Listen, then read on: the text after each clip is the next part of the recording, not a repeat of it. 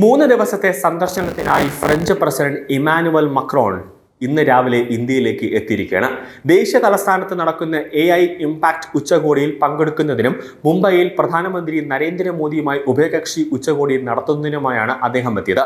President മക്രോണിന്റെ 4ാമത്തെ India സന്ദർശനമാണിത്.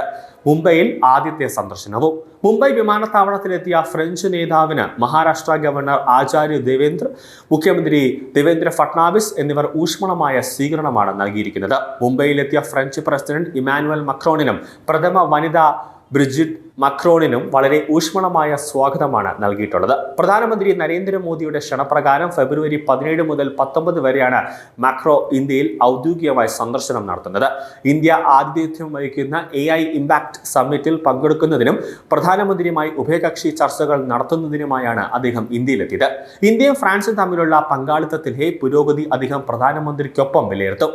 തന്ത്രപരമായ ബന്ധങ്ങൾ ദൃഢമാക്കുന്നതിനും പുതിയ മേഖലകളിലേക്ക് സഹകരണം വ്യാപിപ്പിക്കുന്നതിനും ചർച്ചയിൽ ഊന്നൽ നൽകും. പ്രാദേശികപരവും അതോടൊപ്പം തന്നെ ആഗോളപരവുമായ വിഷയങ്ങളിൽ അഭിപ്രായങ്ങൾ കൈമാറുമെന്നാണ് റിപ്പോർട്ടുകൾ പറയുന്നത്. ഇമാനുവൽ മക്രോയുടെ ഇന്ത്യ സന്ദർശനത്തിന് മുന്നോടിയായി വ്യോമസേനയ്ക്കായി 3.25 ലക്ഷം കോടി രൂപയുടെ 114 റഫാർ പോർ വിമാനങ്ങൾ വാങ്ങാൻ തീരുമാനമെടുത്തിരുന്നു. പ്രതിരോധ മന്ത്രി രാജ്നാഥ് സിംഗ് അധ്യക്ഷനായ ഡിഫൻസ് അക്വിസിഷൻ കൗൺസിൽ ഇതിനുള്ള അംഗീകാരവും നൽകിയിട്ടുണ്ട്. ചരിത്രത്തിലെ ഏറ്റവും വലിയ പ്രതിരോധ കരാറാണിത്. ബോയിങ്ങിന്റെ 6 P-81 വിമാനങ്ങളാണ് വാങ്ങുക. ഇന്ത്യയിലേക്ക് യാത്ര തിരിക്കുന്നുവെന്ന ഫ്രഞ്ച് പ്രസിഡന്റിന്റെ പോസ്റ്റിന് മറുപടിയായി സന്ദർശനത്തിനായി രാജ്യം കാത്തിരിക്കുന്നുവെന്നാണ് പ്രധാനമന്ത്രി നരേന്ദ്രമോദി അടിക്കുറിപ്പിട്ടത്. വിവിധ മേഖലകളിലെ സഹകരണം കൂടുതൽ ശക്തിപ്പെടുത്താനും ആഗോള പുരോഗതിക്ക് സംഭാവന നൽകാനും ഉഭയകക്ഷി ചർച്ചകൾ സഹായിക്കുമെന്നും അദ്ദേഹം ആത്മവിശ്വാസം പ്രകടിപ്പിക്കുന്നുണ്ട്. മുംബൈയിലും പിന്നീട് ദില്ലിയിലും കാണാം എൻ്റെ പ്രിയ സ്നേഹിത എന്നാണ് മോദി കുറിച്ചത്. ഇന്ത്യയിലേക്കുള്ള യാത്രയ്ക്കിടെ വിമാനത്തിലെ ജനലിലൂടെയുള്ള കാഴ്ചകൾ, ആ ചിത്രങ്ങളൊക്കെ മാക്രോൺ അദ്ദേഹത്തിന്റെ പോസ്റ്റിൽ പങ്കുവച്ചിട്ടുണ്ടായിരുന്നു. മോദിയുടെ കുറിപ്പും വൈറലായി.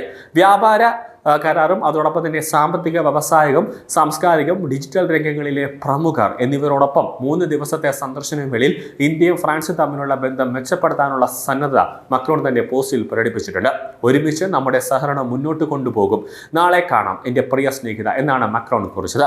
ന്യൂഡൽഹിയിൽ നടക്കുന്ന ഇന്ത്യ AI ഇംപാക്ട് സമ്മിറ്റ് 2026 പശ്ചാത്തലത്തിൽ ആർട്ടിഫിഷ്യൽ ഇന്റലിജൻസ് വിഷയങ്ങൾ ഇരു ലോക നേതാക്കൾക്കും ഇടയിലുള്ള ചർച്ചകളിൽ പ്രധാന വിഷയമായി മാറും. മക്രോൺ ഈ പരിപാടിയിൽ പങ്കെടുക്കാനും സാധ്യത ഉണ്ട്.